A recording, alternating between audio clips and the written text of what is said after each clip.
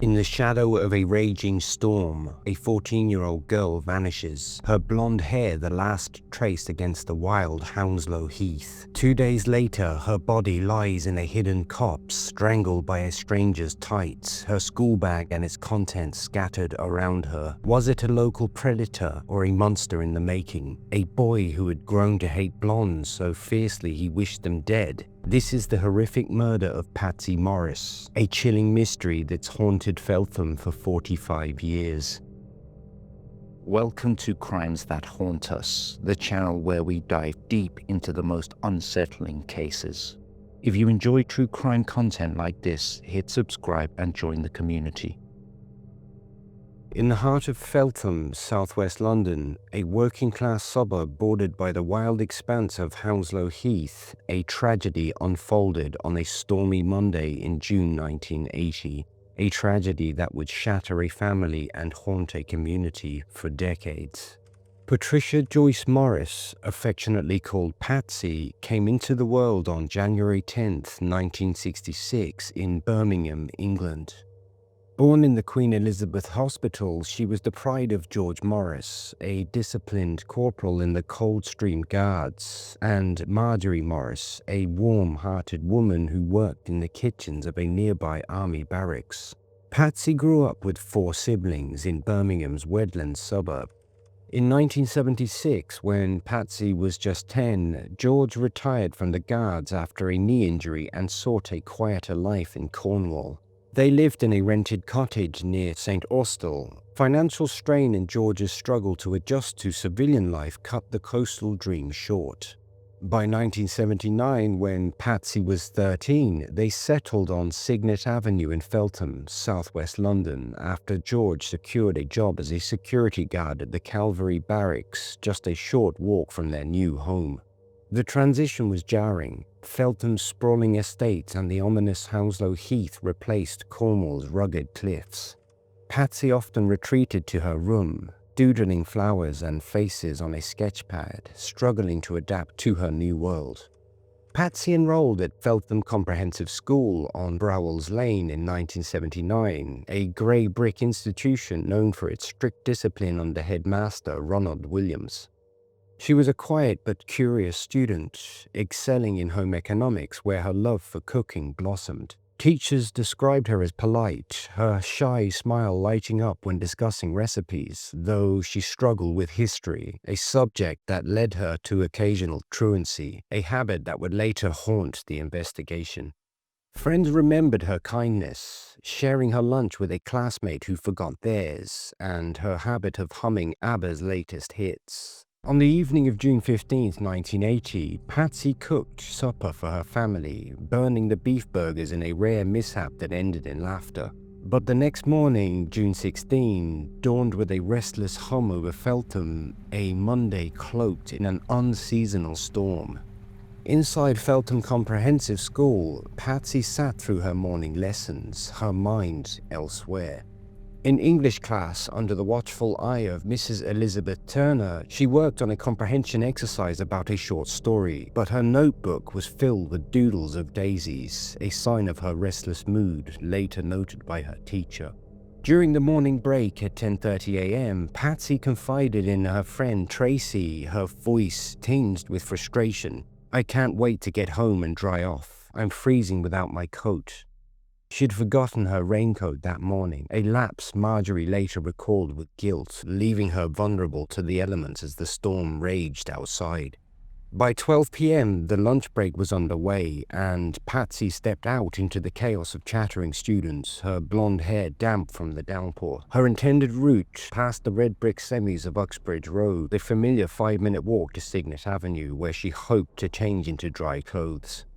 A neighbor, Miss Evelyn Carter, spotted her near her home around 12 p.m., hurrying through the rain, her white school blouse clinging to her frame, a slight tear at the sleeve from brushing against brambles, her hazel eyes squinting against the downpour. Patsy realized her house key was in her coat pocket, locked inside, a cruel twist that forced a fateful decision. A second witness, Harold Grayson, a bus driver on his break, saw her between 12:20 and 12:40 p.m., crouched at a bus stop near the Hussar pub on Staines Road. Her blonde hair plastered her face, her slim figure hunched against the wind, possibly debating her next move. Catch a bus to Calvary Barracks, where her parents worked, or cross the forbidden Hounslow Heath, a route her parents had strictly forbidden. The storm was a character in itself, turning Hounslow Heath into a sodden mire, the air thick with the scent of wet grass and the sharp tang of ozone. Thunder cracked, masking potential cries or footsteps, while the heath, a labyrinth of gorse, bracken and hidden paths, offered concealment for anyone lurking. That morning, a chilling rumor had already begun to spread among schoolchildren. Some claimed to have seen a man in a long coat watching the school gates, a shadowy figure police would later investigate but couldn't substantiate. Patsy, driven by the need to avoid a soaking and double period history class he loathed, may have crossed the heath, its deceptive proximity just a 5-minute walk from Signet Avenue, sealing her fate. Patsy's truancy was a known pattern, a quiet rebellion against her history teacher known for his droning lectures. She'd skipped before, hiding in the library, but this was different. She knew the Heath's risks. By 1 p.m. she was overdue at school, her absence noted by a classmate. At 2 p.m, Marjorie, finishing her shift at the barracks, grew uneasy when Patsy didn't arrive for a planned lunch visit. George joined the worry, and by 3 p.m, they returned to Signet Avenue, finding the house empty, the key issue confirmed.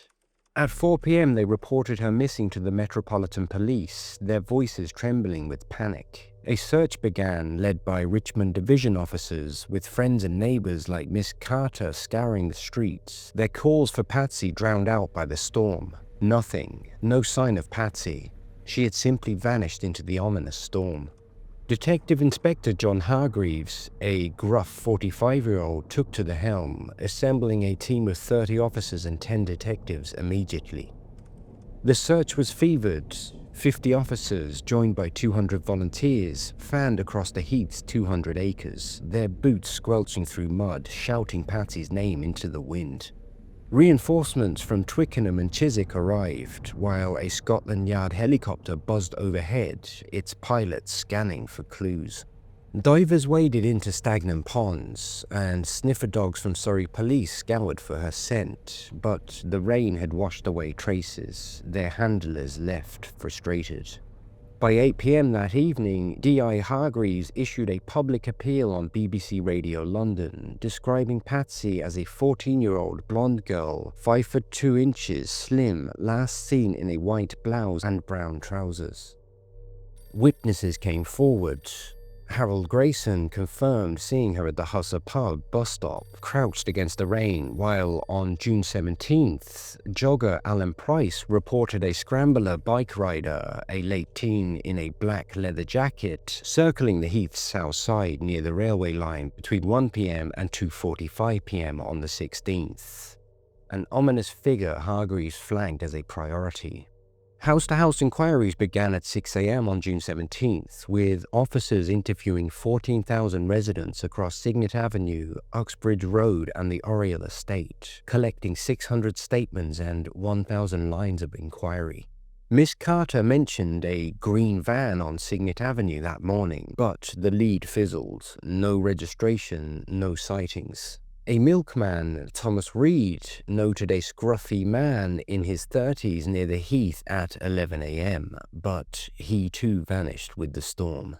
50 parents and students held a candlelit vigil outside the school on June 17th, Marjorie clutching a photo of Patsy cooking, her face etched with exhaustion. False tips flooded the incident room, including a psychic's claim that Patsy was near water, leading to a futile pond search on June 18th. It would be an agonizing 48 hours before a new development would crush the Morrises' world. On the evening of June 18th, 1980 at 6 p.m., PC David Reynolds, a wiry police dog handler, and his German Shepherd Max embarked on a final sweep, his nose leading to a clearing in a dense copse of gnarled hawthorn and bracken just a quarter-mile from Signet Avenue.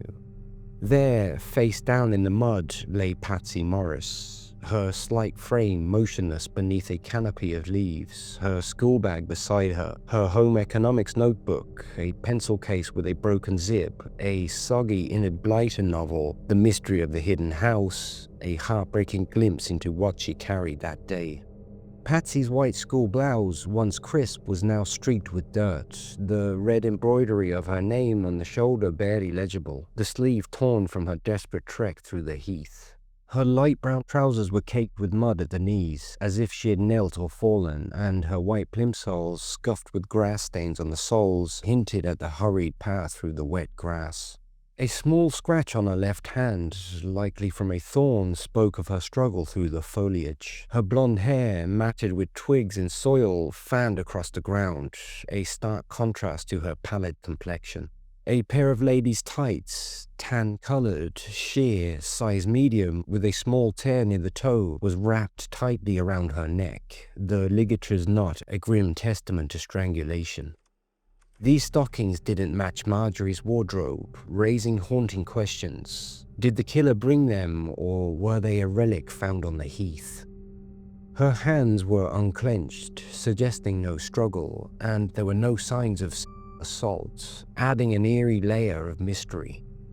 The post-mortem on June 19th by Dr. Ian West at West Middlesex Hospital confirmed death by ligature strangulation with no defensive wounds, suggesting a swift attack, possibly from behind. Her stomach contents, a partially digested sandwich and apple, placed her death within hours of her last sighting at 12:40 p.m. on June 16th. The heath erupted with activity. Richmond Division officers, forensic teams, and a devastated George and Marjorie arrived, their faces etched with disbelief. George dropped to his knees, whispering Patsy's name, while Marjorie's wails echoed through the night, a sound neighbors would never forget. The scene was cordoned off, the copses quiet, shattered by camera flashes and investigative murmurs. By 8 p.m., 18th of June, the Metropolitan Police issued a warning on local radio, urging parents to keep children off the heath, a place now cemented as a realm of peril. The cops' proximity to Signet Avenue suggested the killer knew the area intimately, striking within minutes of Patsy's detour. But the storm's aftermath had erased footprints and tire marks, leaving investigators with little to grasp. The next evening at 8:45 p.m., a chilling moment. George answered a ringing phone at Signet Avenue, expecting a police update. Instead, a young male voice with a local accent hissed, "I'm going to kill you," before the line went dead after 6 seconds. George dismissed it as a cruel prank, reporting it to Hargreaves the next morning. But Marjorie whispered, "What if it's him?" A question that would linger for decades. By 7 a.m. on June 19th, Hargreaves convened his team in a cramped trailer on Staines Road, the air thick with cigarette smoke and tension. Over 3 weeks, officers worked 18-hour shifts, chasing every lead. But the forensic landscape of 1980 was limited. The tights yielded no fingerprints, the storm erased trace evidence, and soil samples revealed nothing unique. A plastic comb found near the body belonged to a local dog walker, Janet Harper, a dead end. Rumors of a fire at an evidence storage facility, unconfirmed, suggested key items might have been lost, another devastating blow. Hargreaves focused on a local killer, possibly a truanting student familiar with the Heath's seclusion, its dark history of rapes and a 1977 murder fueling his theory. The community's fear deepened as whispers of the man in a long coat spread, though no evidence emerged to support the children's claims. Witness fatigue set in. 14,000 interviews yielded conflicting stories. Patsy's classmates shared their grief. Jane Carter told police on June 17th that Patsy had been excited about a home economics project that week. She had planned to bake a lemon drizzle cake for her family, a dream that would never come to pass. At the Husser pub, barmaid Susan Ellis overheard talk of a vagrant with a limp, Eddie Thompson, but he was in a Twickenham Salvation Army shelter on June 16th, his alibi solid. Rumors of a cover-up spread. Some believed local teens knew more but were too scared to speak, a theory Hargreaves tested with an anonymous tip line, receiving 50 calls but no breakthroughs. For 16 long years, Patsy Morris's murder haunted Feltham as a chilling mystery, the trail going cold despite exhaustive efforts. The case, once a flurry of activity with thousands of interviews and desperate searches, faded into a painful memory, leaving the Morris family in anguished limbo. Then, on July 8, 1996, a breakthrough emerged driven by new leads from Operation Enigma, reigniting the investigation with a dramatic arrest, stirring hope that justice might finally be within reach.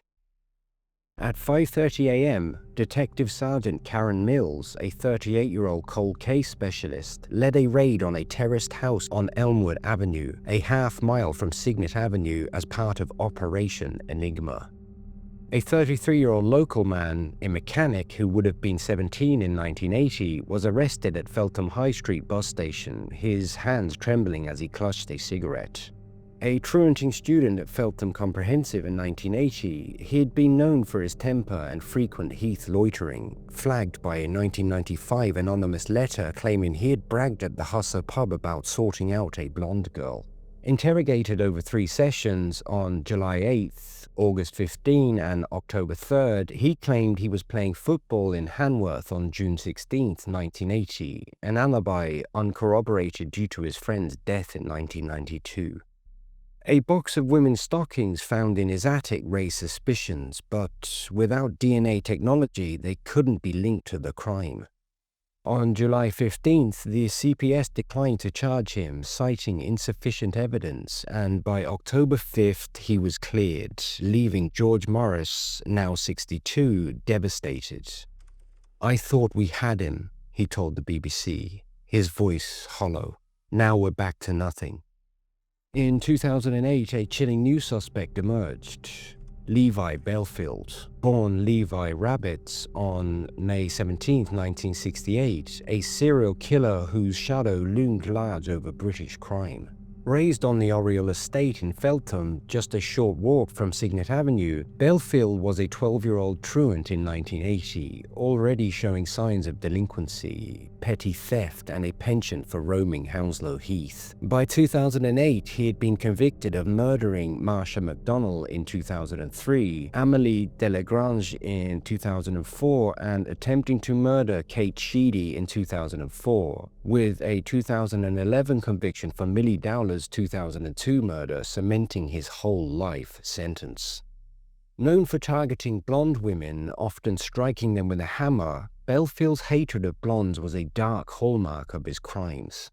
In a 2009 ITV documentary, The Real Levi Bellfield, his former girlfriend Joanna Collins revealed the depths of his loathing, recalling how he'd rant, "I hate blondes, I wish they'd all die," a fixation possibly triggered by childhood bullying on the Oriel estate, where his darker features made him a target.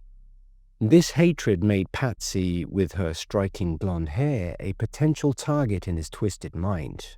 Scotland Yard's Colin Sutton announced a bombshell. Bellfield allegedly confessed to a cellmate in 2007, boasting of murdering Patsy at 12, saying, "I sorted a blonde girl on the Heath. She was a classmate." Bellfield and Patsy had attended Feltham Comprehensive together, with a classmate, Sarah Jones, recalling a brief 1979 romance that ended when Patsy, then 13, rebuffed him, a rejection that may have sparked his rage, per Jeffrey Wansell's 2011 book, The Bus Stop Killer. George Morris, now 70, became convinced Bellfield was the killer, recalling the 1980 threatening call, a young male voice with a local accent. "He's a local man, George told The Sun on July 15, 2008. It's terrifying to think that someone of 12 or 13 could have done it.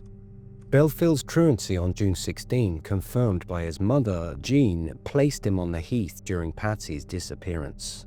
His later crimes showed a pattern of control, not sexual gratification, aligning with Patsy's murder, though his young age raised some doubts. Sutton's team interviewed Bellfield on August 5, 2008 at HMP Wakefield, but he denied the confession, smirking, "My cellmate lied for prison cred." Forensic re-examination of the tights failed. Degradation meant no DNA could be extracted. In 2016, after Bellfield's Millie Dowler confession, police revisited the case, but he taunted them at HMP Franklin, saying, "You'll never prove it." By December 2016, all leads were exhausted. In 2019, Michelle Hitchin, Bellfield's childhood friend, told My London she'd been truanting with him on June 18, 1980, when Patsy's body was found. "He was obsessed with the Heath," she said, her voice cracking. "I saw the police tape. He was nearby, watching, not shocked, just cold." Over the decades, the search for Patsy Morris's killer cast a wide net, pulling in some of Britain's most notorious predators. In 2009, under Operation Anagram, a nationwide review of unsolved murders, Scottish serial killer Peter Tobin, born in 1946, emerged as a possible suspect. Tobin, convicted in 2008 for the 1991 murders of Vicky Hamilton and Dina McNicol, whose bodies were found buried at his former home in Margate, Kent, and later for the 2006 murder of Angelica Cluck, was a drifter with a history of violence against young women. His method often involved ligature strangulation, a chilling parallel to Patsy's murder. In 1980, at age 34, Tobin lived in London, working as a handyman. Police records place him in Brixton, just 10 miles from Feltham, on June 15th, repairing a church roof. On March 5, 2009, Scotland Yard interviewed Tobin at Sawton Prison in Edinburgh, but he denied involvement, his gravely voiced dismissive as he claimed to have been drinking in Brixton on June 16th. Operation Anagram found no direct evidence, no witnesses, no forensic links, and Tobin's MO often involved abducting victims and disposing of bodies far from the crime scene, unlike Patsy's case, where her body was found near home.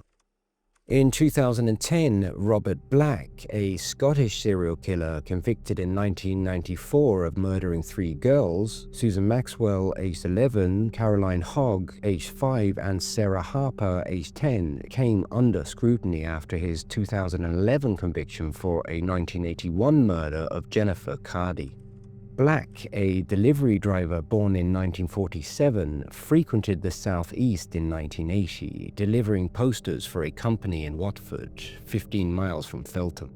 A 1980 petrol receipt uncovered in a 2010 evidence sweep placed him at a Texaco station in Slough on June 14th, just 10 miles from Hounslow Heath. His MO, abducting girls, strangling them with ligatures, and dumping bodies far from the crime scene, partially aligned with Patsy's murder, particularly the ligature aspect. But on June 16, 1980, Black's delivery log, reviewed on April 20, 2010, showed him in Birmingham, 100 miles away, delivering to a newsagent at 1 p.m., a timeline that made his involvement improbable. Moreover, Black typically targeted younger girls, aged between 5 to 11, and his methodical body disposal contrasted with Patsy being found near her home within days. Detective Inspector Mark Shields abandoned the lead by June 2010, noting in a memo, "Black's involvement is unlikely, wrong victim profile, wrong logistics." In 2015, a new theory surfaced in Yorkshire Ripper, The Secret Murders by Chris Clark and Tim Tate, pointing the finger at Peter Sutcliffe, the Yorkshire Ripper. Sutcliffe, convicted in 1981 of murdering 13 women between 1975 and 1980, was a lorry driver who often travelled south. In June 1980, he was house-sitting in Alperton, Brent, just 7 miles from Feltham, for a friend on holiday, a detail confirmed by his 1981 confession notes. Clark argued that Sutcliffe, then aged 34, was known to cruise for victims, targeting women walking alone, and Hounslow Heath's isolation fit his pattern. On June 16, 1980, Sutcliffe's logbook, reviewed in 2015, showed no deliveries, leaving his movements unaccounted for. But Patsy, at 14, was younger than Sutcliffe's typical victims, mostly prostitutes in their 20s, and his MO involved hammer attacks and stabbings, not ligature strangulation with tights. Colin Campbell, a West London killer active in the 1980s, was considered in the early 2000s during a cold case review. Campbell, convicted in 1984 for the sexually motivated murders of Deirdre Sainsbury, 29, in 1982 and Claire Walterton, 21, in 1981, lived in Twickenham, 3 miles from Feltham, in 1980. At 32, he worked as a delivery driver, giving him mobility, and his MO, strangling women after sexual assaults, partially aligned with Patsy's case, particularly the Heath's proximity to his hunting grounds. A 2003 review by Detective Sergeant Jane Harper noted Campbell's use of ligatures in both murders, though he typically used belts, not tights. Campbell, interviewed on June 10, 2003 at HMP Full Sutton, claimed he was visiting family in Wales on June 16, 1980, an alibi unverified due to deceased relatives. No forensic evidence linked him, no DNA matches to the tights, and his sexual assault pattern didn't fit Patsy's case, which lacked such trauma. Harper dropped the lead by August 2003, noting, Campbell's proximity is notable, but the evidence is nil. In 2011, David Smith, a convicted rapist living in Feltham in 1980, came under scrutiny after his 1999 conviction for the murder of Amanda Walker in Wisley, Surrey. Smith, 24, in 1980, lived on the Oriel estate, a half-mile from Signet Avenue, and had a 1979 arrest for raping a 16-year-old on the Hounslow Heath, using a scarf as a ligature to subdue her. His proximity and MO made him a candidate. On March 5, 2011, Detective Constable Emma Field interviewed him at HMP Rye Hill, where he was serving a life sentence. Smith denied knowing Patsy, claiming he was working at a garage in Isleworth on June 16, 1980, an alibi unverifiable due to the garage's closure in 1985. No witnesses placed him at the scene, and a 2011 re-examination of the tights yielded no DNA match. Fields dropped the lead by April 2011, noting in a report, Smith's history makes him a person of interest, but there's no direct link, though his prior Heath crime keeps him on the speculative radar. Detectives in 1980 believed the killer was a local, possibly a truanting teen or drifter, given the cops' seclusion and Patsy's rapid discovery. 45 years have passed since Patsy Morris vanished into the storm on that fateful June day in 1980, yet her murder remains a haunting enigma. A crime that stole a young girl's light and left a community scarred. Was it Levi Bellfield, a 12-year-old monster in the making, his hatred of blondes a ticking time bomb? Or was it another predator, perhaps Peter Tobin, Robert Black, Peter Sutcliffe? Or was it an anonymous figure hiding in the Heath's shadows? The answers remain elusive, buried in the rain-soaked earth of Hounslow Heath that day. George and Marjorie Morris, consumed by grief, passed away without ever knowing justice. Marjorie in 1994, George some years later, his health broken by decades of anguish. Nicola, Patsy's sister, remains too traumatized to speak publicly, her family's pain a silent testament to a wound that never healed. Patsy's room on Signet Avenue, once filled with cookbooks and dreams, stands as a shrine to a life cut short, a reminder of a crime that continues to haunt us. We remember Patricia Patsy Morris, a kind-hearted girl with hazel eyes and a shy smile, whose love for cooking and dreams of baking lemon drizzle cakes for her family filled their modest home with warmth. Her light was stolen far too soon, but her memory endures, a quiet reminder of the innocence lost on that stormy day in 1980. In tribute to Patsy, may her story inspire us to seek justice, to cherish our loved ones, and to hold fast to the hope that one day the truth will bring her peace. Thank you for watching and listening to Patsy's story. Please feel free to share your own thoughts, comments, and theories in the comment section below, and we'll see you next time.